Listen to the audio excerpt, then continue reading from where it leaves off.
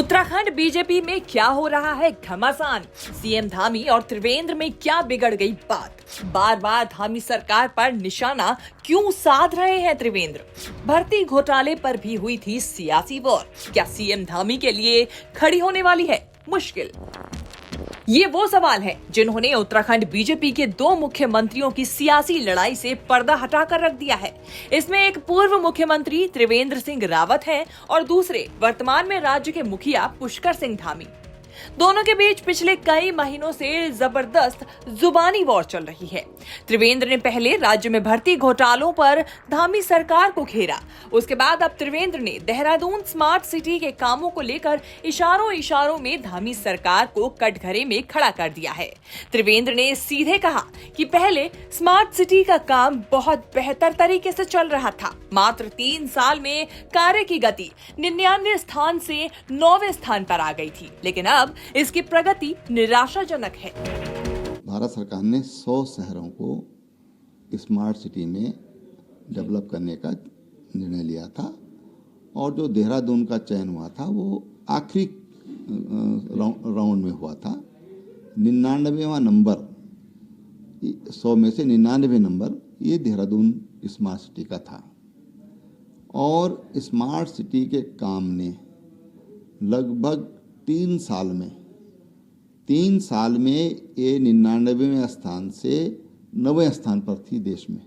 बहुत बेहतर काम चल रहा था और जो उस राउंड का जो चयन था उसमें नंबर 1 पे देहरादून का काम चल रहा था।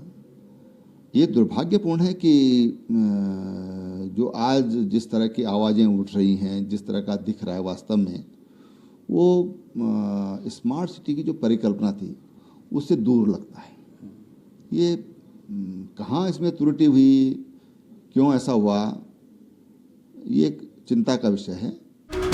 सीएम धामी और त्रिवेंद्र के बीच बयानों का सियासी वॉर कोई नया नहीं है। इससे पहले भी भर्ती घोटालों को लेकर सीएम धामी भी इशारों में पूर्व की त्रिवेंद्र सरकार पर निशाना साध चुके हैं। सीएम धामी ने गढ़वाल में एक दौरे के दौरान कहा था कि भर्ती परीक्षाओं में गड़बड़ियां काफी लंबे समय से चल रही थी। पहली बार उनकी सरकार में इसकी जांच हुई और इसमें गिरफ्तारियां हुई हैं।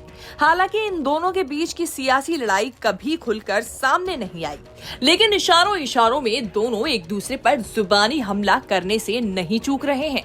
त्रिवेंद्र कई बार यूके SSC भर्ती घोटालों की सीबीआई जांच की मांग का समर्थन भी कर चुके हैं, लेकिन धामी सरकार ने इस केस की जांच को अभी तक सीबीआई के पास नहीं जाने दिया है।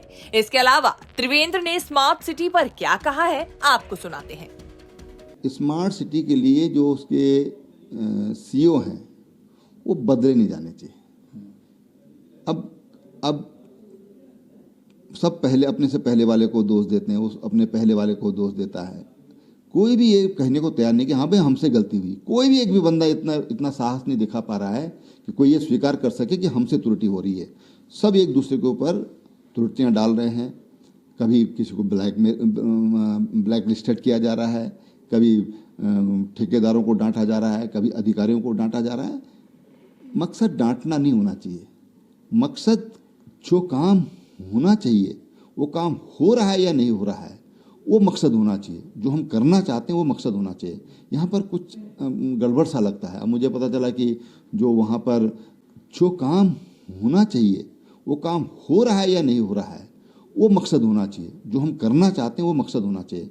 यहाँ पर कुछ गड़बड़ सा लगता है। अब मुझे पता चला कि जो वहाँ पर जो मंच बना है उस मंच पे एक बार परेड भी हो चुकी है। अब पता चला कि उस मंच को भी वहाँ से हटाने की तैयारी हो रही है।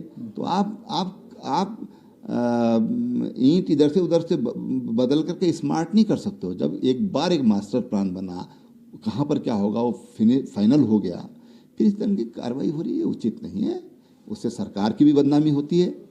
और जो भारत सरकार का जो सपना था, माननीय प्रधानमंत्री जी का सपना था कि हम 100 स्मार्ट सिटी देश के अंदर बनाएंगे, वो सपने से भी हम दूर होते चले जाएंगे। उत्तराखंड में पिछले 2 लोकसभा और विधानसभा चुनावों में बीजेपी कांग्रेस को बुरी तरह रौंदने में कामयाब रही है और लोकसभा का चुनाव भी नजदीक है। ऐसे में पार्टी के बड़े नेताओं के बीच इस तरह की खींचतान बीजेपी को नुकसान पहुंचा सकती है। देहरादून से अंकित शर्मा के साथ उत्तराखंड ब्यूरो रिपोर्ट।